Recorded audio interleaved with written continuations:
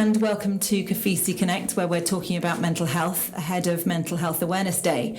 Joining me in the studio at KOFISI 9 is David Muba, who's not only the head of Capital FM Kenya, but also the co-founder of Bonga, which is an innovative platform that allows people who are struggling with mental health issues to reach out and talk to professionals anonymously. Welcome, David. I think the key word in that sentence for me is actually the word anonymous. Tell me why you think mental health issues are such a secret. I'll give you a brief background about why the inspiration behind Bonga. So one of our colleagues who was a developer was undergoing depression, and he was so talented. He used to be an awesome developer, and one day he disappeared. He disappeared for like a month.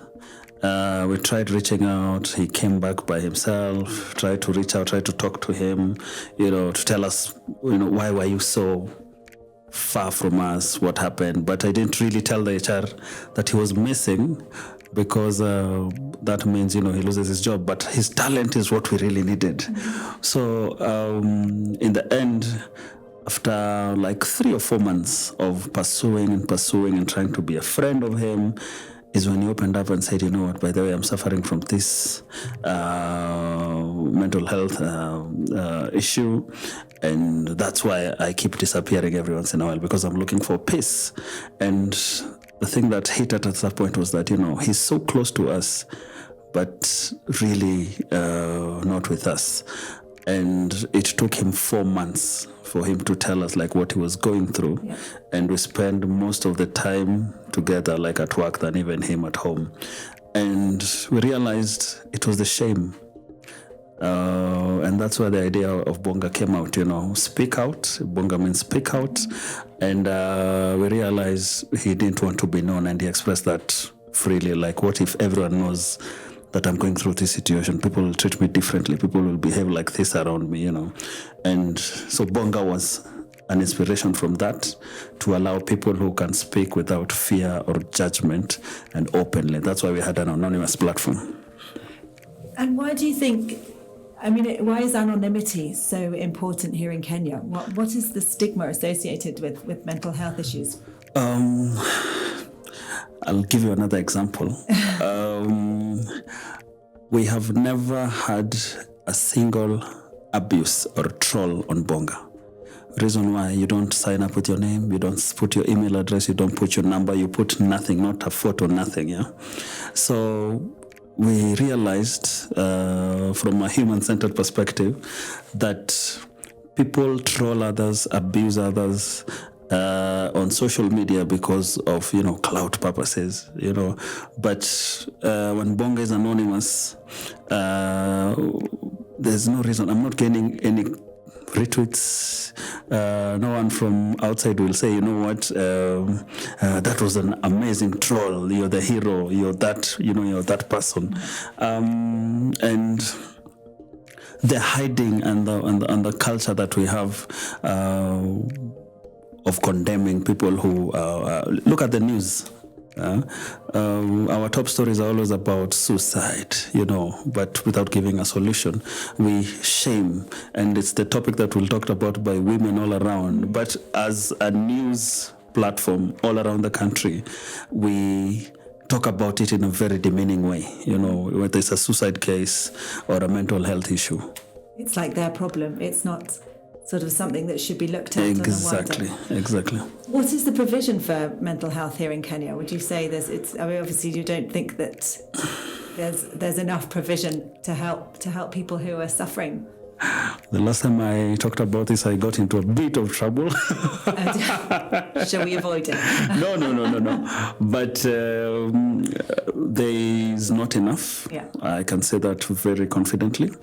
From the simple sentence, if someone survives suicide in Kenya, he's arrested immediately. He or she is arrested immediately. Such laws in 2022 do not really make sense. And just the treatment of if you look at the priority given to the mental hospital, the main mental hospital that we have in the country, which is Matari Hospital, to be honest, if you visited that place, you'd see our priorities are not aligned completely. So I feel as a government and also as individuals, because mental health starts from the family setting. And as we were talking earlier, growing up, it's not a big issue. They say it is not an African problem. It's a white person disease, So there's a really bad culture in how we handle mental health from a family perspective, which is the basic government, if you ask me, and then going now to the authorities, where even big companies do not offer mental health insurance. Just on that note, I was talking about the difference that mental health issues are dealt with in Africa as they are in Europe. I mean, it is a big issue. Male suicide is, I think, one of the main reasons, the biggest cause of death for men under the age of 40. Do they have any statistics like that in Kenya, or is it because suicide is considered something to be brushed under the carpet? Whether there's any stats on that? If they are there, they are not very accurate, because I feel like our research is flawed in a way. The last research I saw was from WHO. I can't remember the exact details, but if you think about it, I have known of people who have suicide notes, and they die of a car accident, but it's recorded as an accident. Yeah. I don't know how many situations like those are there, people saying, we've had the number of accidents that have grown from this year to this other year, and assuming that it's a road accident and not mainly probably suicide, because there are so many ways of doing it. And I believe that European and African comparison and saying it's a recent problem, In the past, in the African culture, people used to die and with no explanation. They say he was good in the morning, he just said he had a headache, and he he just collapsed and died, So we don't have proper metrics to measure the real number of suicidal cases that we have in Kenya. So I feel there's a lot of work to be done. With Bonga, we have I think 3.5 years of content, of genuine voluntary information of people who come onto the platform and talk about their real feelings and how they are doing. And we have a few suicide notes on there also. And these are genuine. I wish, because it's as real as it gets. What are people sort of talking about? Is it, because obviously mental health ranges from kind of very mild depression all the way, to wanting to end your life. Yeah. What's the kind of things that people get in touch with Bonga about? Economy in terms of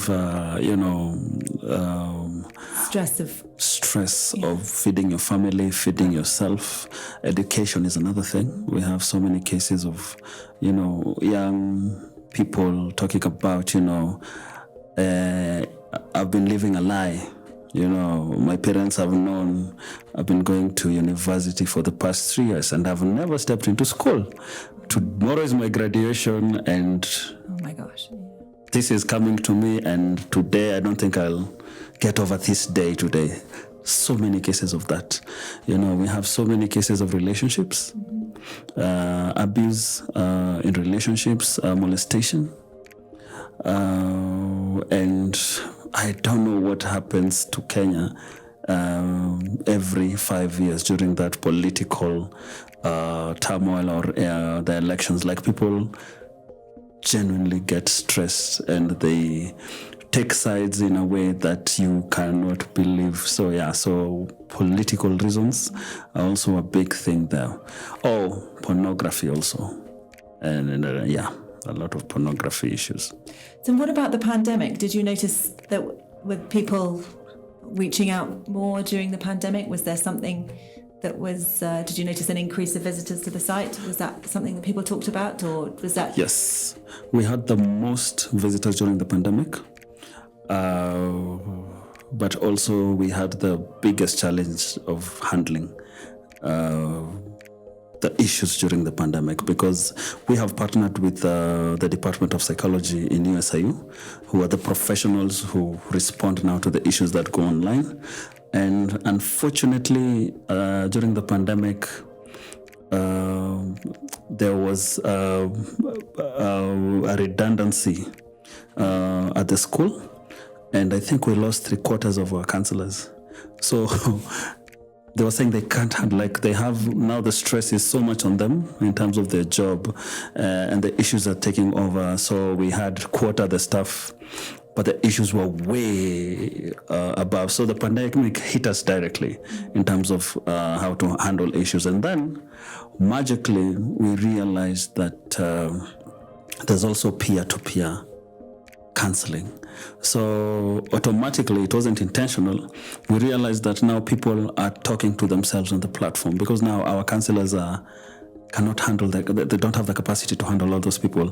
And then we realized someone has talked about this particular issue, and this other person says, I went through this and I handled it this way, and another person comes down there and say, oh, me too, by the way, this worked, and this worked for me actually, thank you so much. It becomes a kind of online community forum. Exactly. So it slightly evolved into that during the pandemic. Wasn't planned. We are actually very stressed. But of course it is talking about mental health issues is actually part of the solution, isn't it? Because actually people who tend to suffer in silence tend to be the one, the problem just gets more and more out of control. Yes. Because it is, I suppose normalizing mental health issues, a bit like you would, obviously it's not a headache, but because it's affecting because it's affecting your brain, but it feels like you discussing it, understanding that other people are kind of going through it, that it isn't, they're not on their own, is something that's very much part of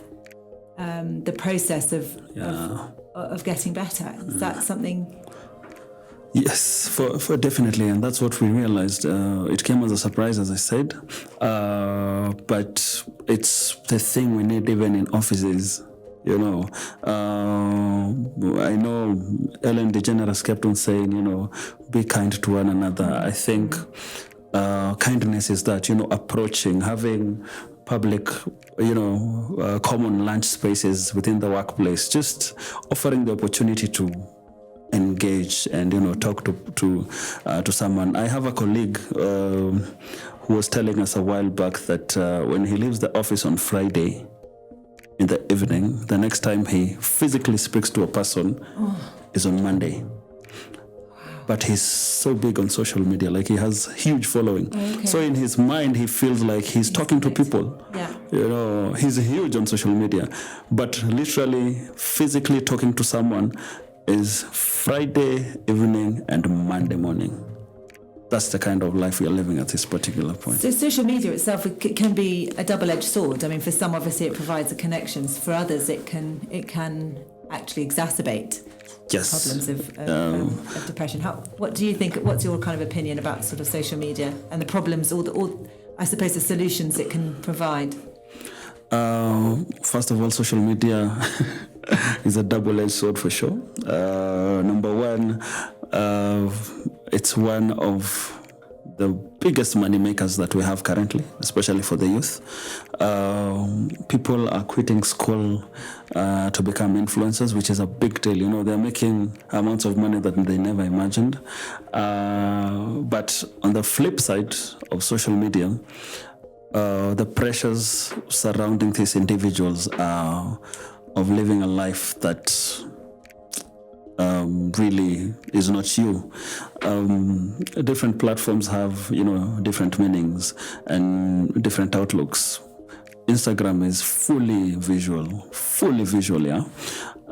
The reason why Instagram decided to remove, or maybe you decided to choose that option of not showing the likes, is because of that effect that it gives your brain of you need other people from outside to make you feel loved. Love is no longer an inner thing. You have to physically allow strangers to tell you that, you look good here, and you fully depend on that. So from that angle, it makes us not live our normal lives and not be ourselves. So I feel all social media platforms have that thing in particular, and I don't know what we'll do, because it's not going to get any yes I know my 11-year-old is trying out, well, she sees TikTok with her friends, and it scares me, because it's all about videoing yourself and watching other people. My little daughter, when she was I guess 2, I remember I used to come with the magazine at home, and she used to tap on the pages because she wants to engage, so that is how they learn. They know anything I see needs to engage back with me. That's their social life in a way, not really human, but if I click it and it doesn't respond to me, it doesn't make sense. I've never told her I work for a radio station, because what is a radio? It doesn't make sense to them, because radio somehow feels like it's one way to them. They want something that responds back to them, and that is exactly what social media is. It has taught them, like, I put a photo, I expect a result immediately from strangers, most probably. So I feel it's a long way to go, but we will sit aside and see how we learn from it from a distance. And what about a gender divide? Do you feel like men are more susceptible to mental health issues, or is it something that you've just on Bonga, actually just as many women approach you as men? I will maybe look at it from an African perspective. We as Africans and men are put in a position where, from the moment you're born, you're not supposed to cry, you're not supposed to complain, you need to get used to pain and hardships. You're a man, like, what do you expect? Growing up, I remember boys used to watch wrestling more than anything else, because we feel that is our work. We need to fight the spirits, fight anything that comes around us. So mentally, we have been forced to believe that we are bigger than ourselves, and we are not supposed to be susceptible to pain. On the other hand, the way we've raised our women, gentle, we treat them so nice. They are allowed to cry, they are allowed to love unconditionally, and that thing grows up with us. I can give you an example of my dad. There was a point my dad couldn't get into the kitchen because he feels that is making him less of a man. But his career is a chef. So he spends his whole day in the kitchen from where he works. But when it comes at home, that's where he draws the line. That. I would say stereotypical kind of. Exactly. Another thing is that women have naturally created environments for opening up and talking to each other. On the other hand, we as men, we meet in the bar, and that is our mini outlet. And this goes to all of them, even the men that I've had church-going men saying that they envy these are the men who go to the bar to, let out. To talk about their...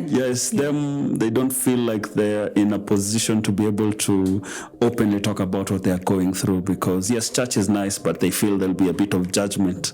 And on the other hand, these other guys think, guys in the bar, because they just rant and have a good time and forget.